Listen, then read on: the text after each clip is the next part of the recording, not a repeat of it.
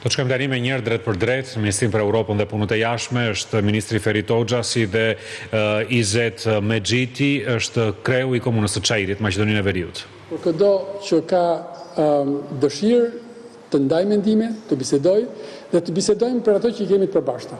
Kemi pas një bisedë të shumë, siç janë bisedat me shqiptarëve, të hapur, miqësore.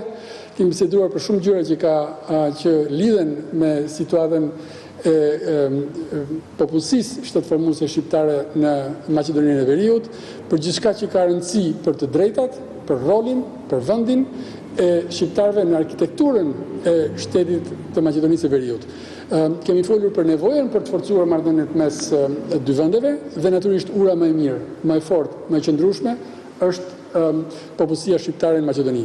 Shqipëria e do Maqedoninë e Veriut të zhvilluar, të avancuar, e do të angazhuar në rrugën evropiane dhe shpresoj të takohemi edhe ne dhe ata kur të arrijmë të hymë në Evropën e Bashkuar, në mënyrë që të bashkohemi edhe me vlerat evropiane, siç jemi të bashkuar në shumë interesa si vende fqinj, vende mike, vende aleate dhe vende me të cilën na lidhin edhe këto që përmenda pak më parë. Zoti kryetar.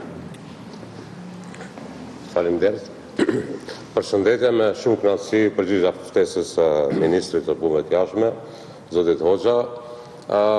Si edhe çdo herë, ne kemi edhe përgjegjësinë, domethënë, sepse ata që udhëheqim edhe këtu si udhëheqës qeveritar, pra të mbajmë përgjegjësi dhe sidomos të mbajmë ato lidhet ndërshqiptare. Ne si shqiptarë të Maqedonisë edhe në kushtetutën tonë jemi pjesë e popullit shqiptar, edhe në kushtetutën e Shqipërisë, Shqipëria ka për obligim pra kujdeset edhe për shqiptarët jashtë kufive të Shqipërisë. Agjendat i kemi të përbashkëta, janë integrimet evropiane, është avancimi i çështjes shqiptare, ne jemi afër, por ndërherë duhet edhe më shpesh të takohemi edhe ndërmjet veti, po edhe me opinionin për të pa realitetin, pa që garantoj është se Maqedonia është lëviz në frymën e marrëveshjes së Ohrit, që është pjesë e kushtetutës së Maqedonisë. Maqedonia lëviz, domethënë, edhe drejt avancimit së çështjes shqiptare. Bashkë me Shqipërinë duhet të jemi krah për krah edhe në integrimet evropiane. Pra shqiptarët e Maqedonisë kanë nevojë për institucionet e shtetit shqiptar dhe besoj që iniciativat janë të shumta, siç edhe në nivel lokal, pra atje bartim panairin e librit shqip, me Invamulën po bëjmë festivalin e ngjashëm pra të Korçës, me Fatmir Tosin me tjerë, po edhe në nivel institucional besoj që kemi nevojë të thellojmë bashkëpunimin dhe të ecim bashkë drejt këtij procesi.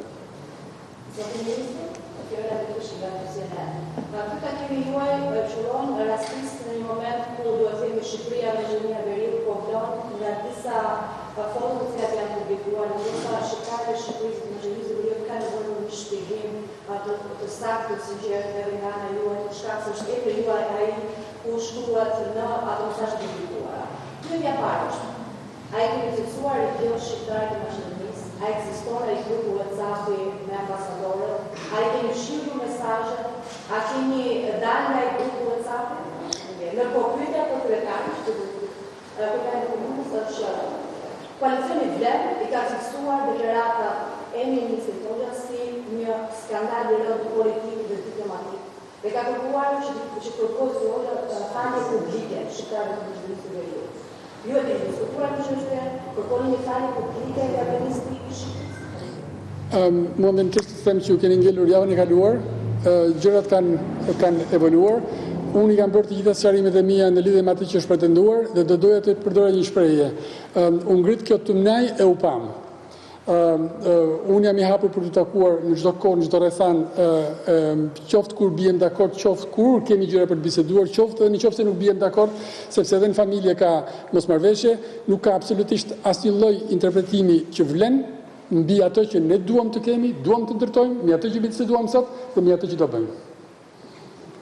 Edhe unë uroj domethënë që takimet të jenë më shpeshta edhe për punë të mira. Pra do intensifikohen takimet. Keni ngelur në javën e kaluar, janë të kapërcyer ato. Ja ku e keni kryetarin e koalicionit dhe janë të kapërcyrat kaluara, domethënë sepse nuk ka absolutisht asnjë lloj tymnaje që mund të hyjë në mes nesh.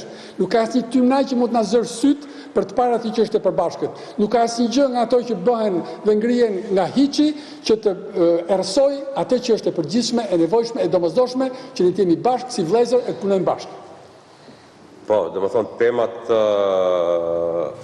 ashtu siç e tha, domethënë edhe një familje dhe vëllezër mund të ketë këtë shkuptime, po për atë janë takimet e drejtë për drejta, po sot agjendën tonë kemi folë për se si zhvillohet korridori 8, që është projekti kryesor i qeverisë Maqenisë së Veriut, mbi 1,5 miliard euro, që e lidh Maqeninë fillimisht me Shqipërinë, po është korridor panevropian, korridori NATO-s.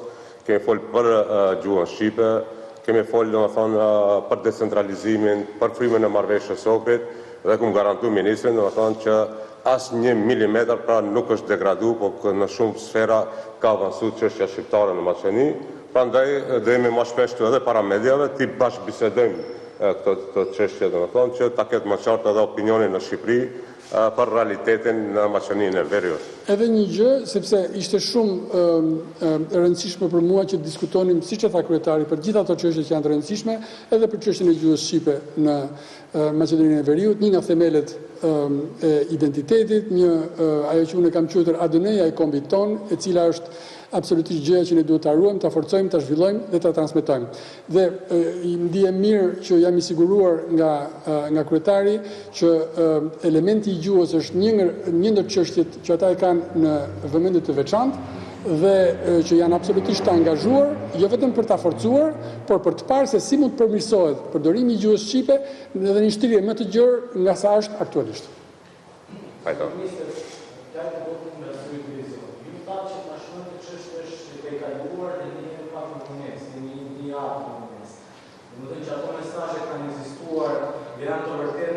Absolutisht nga ato nuk ka si, shiko, nuk do më tërhiqni aty ku doni të shkoni ju. Rrini aty, s'ka asnjë problem.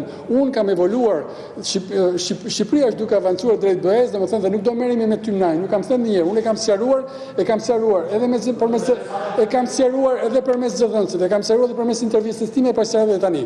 Nuk ka absolutisht asnjë gjë që ja vlen për të cilën ja vlen të humbasim kohë, sepse kemi punë të mira për të bërë dhe na presin rezultate. Shumë faleminderit, ishte kënaqësi të kishim. Faleminderit.